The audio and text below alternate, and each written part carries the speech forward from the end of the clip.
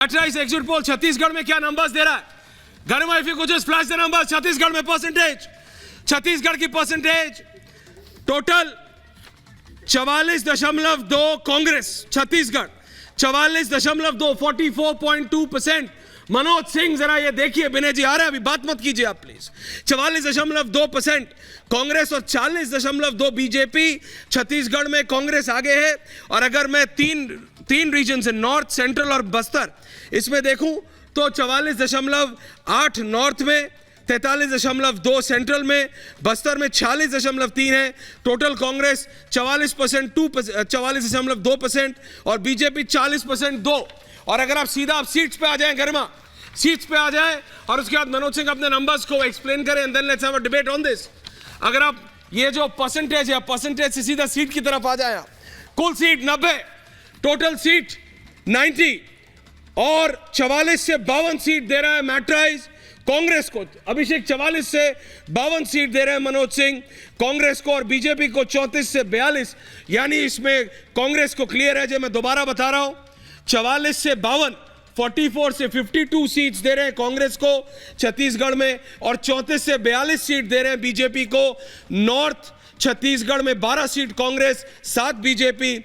Central Chhattisgarh में 34 Congress, 24 BJP. Bastar में दोनों को 6-6, 44 से 52 कांग्रेस, 34 से 42 बीजेपी में। Manoj Singh, explain your numbers. Manoj Singh, Chhattisgarh के नंबर से एक बार छत्तीसगढ़ के नंबर फिर से बता देते हैं मनोज जी। तो छत्तीसगढ़ के नंबर जो स्क्रीन पर है हमारे, कांग्रेस के पास 44 से 52, बीजेपी के पास 34 से 42। अब ये 90 सीटों की विधानसभा, जिसमें इस बार कुछ बड़ा खेल होता नजर आ रहा है छत्तीसगढ़ में। क्या कांग्रेस के नंबर जो दिखा रहे हैं आप मनोज जी, ये देख लीजिए, इससे ऐसा लग रहा है कि थोड़ी फाइट हो सकती है। आपको लग रहा है रिजल्ट डे पर वो फाइट नजर आएगी? अभी आपके नंबर्स में कांग्रेस के खाते में जाती दिख रही है सर। देखिए, दो चीजें थी।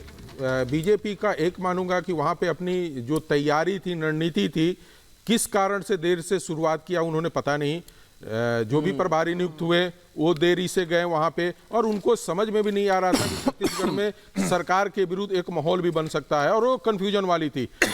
लीडरशिप वहां एकदम नहीं थी। रमन सिंह को नकारा जा चुका था चूंकि वो चुनाव हार चुके थे और बहुत अच्छे तरीके से हारे थे। तो बीजेपी के पास एक ये भी समस्या थी कि रमन सिंह का क्या किया जाए, लेकिन उनके सिवा कोई चेहरा भी नहीं आ रहा था। बृजमोहन अग्रवाल का, अमर अग्रवाल का, आप इन लोगों का ले लीजिए, तो ये चेहरे नहीं बन पा रहे थे। तो ये रणनीति बनाने में कहीं ना कहीं उसने चूक हुई है बीजेपी से। दूसरी बात आ रही है मतारी बंधन योजना, जो उन्होंने बीजेपी ने एक अनाउंस किया और उसको काफी हद तक फॉर्म को भरवाया, लेकिन ये इतने कारगर नहीं हो पाए कि कर्ज माफी योजना जो इन्होंने लेकर आए थे बघेल ने, उसके ऊपर या मनोज जी आप ये कह रहे हैं कि अगर वो जल्दी शुरू कर लेते, बीजेपी ने एक तरह से उनके चुनाव प्रचार और उनके चुनावी अभियान में एक देरी दिखी आपको, और वो देरी अगर नहीं रहती तो वो इस पर कैपिटलाइज कर सकते थे, यानी कि नंबर कुछ और होते आज अगर हम ये दिखाते हैं। लेकिन नंबर वो भी नहीं है दुष्यंत नागर जी, जो आपकी पार्टी कह रही थी 75 पार का नारा दिया था आपने यहाँ पर। आप अगर यही हम नतीजों के दिन अगर देखेंगे और यही अगर